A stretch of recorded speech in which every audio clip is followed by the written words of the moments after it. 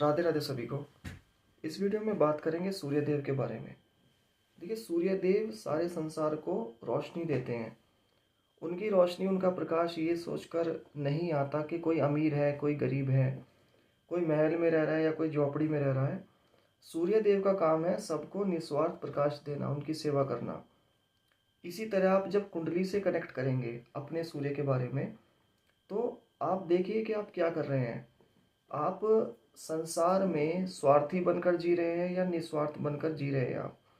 तो let's suppose कि आप दूसरों को दुखी देखकर खुश होते हैं, या दूसरों से केवल स्वार्थ की उम्मीद लगाकर आप बैठे हुए हैं कि आपका स्वार्थ सिद्ध होगा तो आप उनके काम करेंगे, नहीं तो नहीं करेंगे।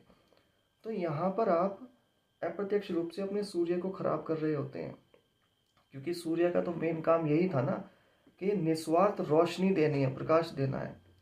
और आप क्या कर रहे हैं कि आप केवल स्वार्थ की उम्मीद लगाकर बैठे हैं। आपका स्वार्थ सिद्ध होगा तो आप काम करेंगे, नहीं तो आप नहीं करेंगे। तो आपने अपने सन को खराब कर लिया। कुंडली में सूर्य देव फर्स्ट हाउस में एग्जॉल्टेड हैं, उच्च के हैं। क्यों हैं? फर्स्ट हाउस क्या है? आप खुद हैं, आपकी पर्सनैलिटी, आप खुद फर्स्ट हाउस हैं। उच्च के क्यों हुए? क्योंकि सूर्य आत्मा भी है।